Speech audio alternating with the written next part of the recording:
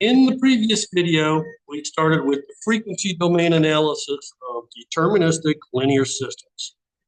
And to recall what all that meant, we're talking stable systems. We're talking as time goes to infinity, so all the transients have died out. And we're talking inputs with some kind of frequency involved. We started out with a simple phasor. From that, we moved to sinusoids, and we're interested in the relationships between input and output through a linear system.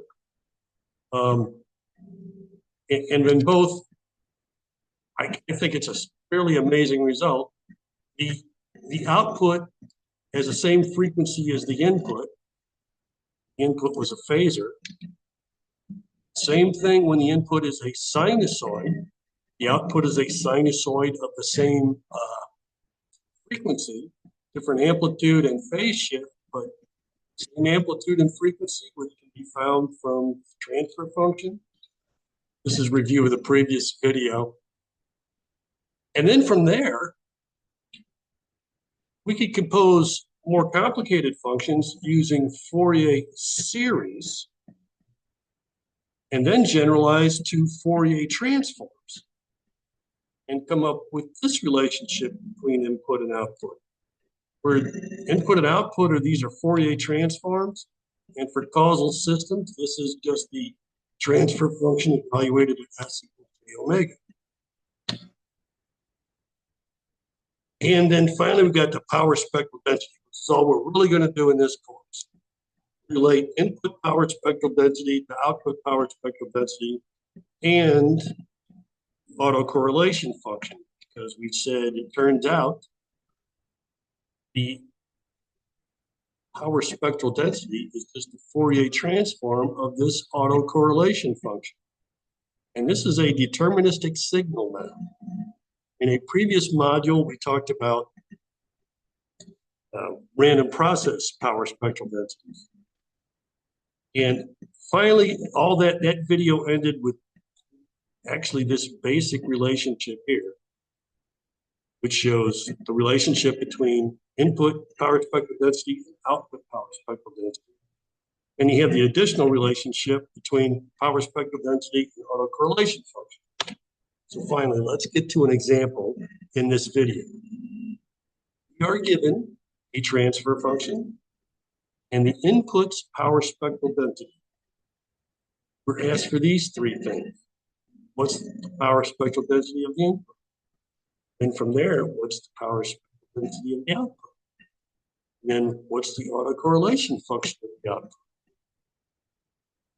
Kind of do a spoiler alert.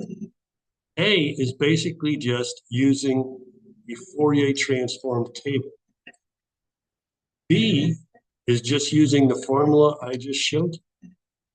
This guy right here. And C is using the inverse Fourier transform table to go from a power spectral density to an autocorrelation function.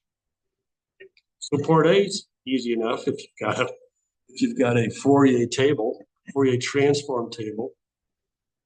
Here's the time or tau domain. You look it up, and I think the table has A here where there's a 2. So you plug in there. Anyway, there's the PSD of the input.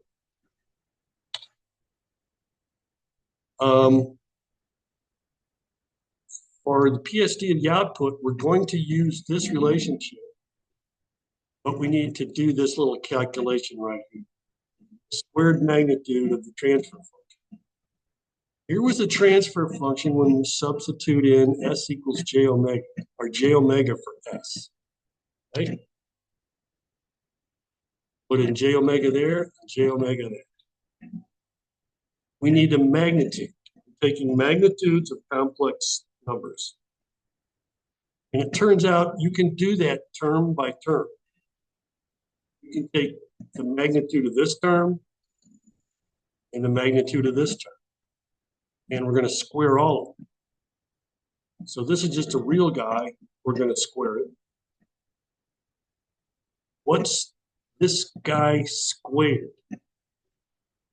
The magnitude of a complex number, you're just using the Pythagorean theorem. It's the real part squared plus the imaginary part squared, but don't square the j. So this is going to be 1 squared plus omega squared. Pythagorean theorem, you'd say, is take the square root. If you're being squared, you don't have to take the square root. So this thing is just omega squared plus 1, and this thing's just omega squared plus 9. So there's that middle term. Multiply it by the PSD of the input, simplify a little bit, and you get this term. This is the power spectral density of the output. To take the inverse Fourier transform, we got to do partial fraction expansion, and I think I've explained this in a previous video in this course. You can treat these omega squareds like you do S when we talk pure Laplace transform, because they will always, the omegas always turn up in even powers. Anyway, I won't explain that, but we just use these simple constants up in these numerators. We break the denominator up like you normally would with partial fraction expansion, but treat the omega squared like you do S. I'm sorry, if you're rusty on power or partial fraction expansion, I'm going to race through this. It takes a while to do, to learn.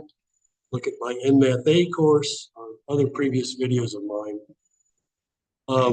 So we're just using constants up here, and we can use the cover-up method because in terms of omega squared,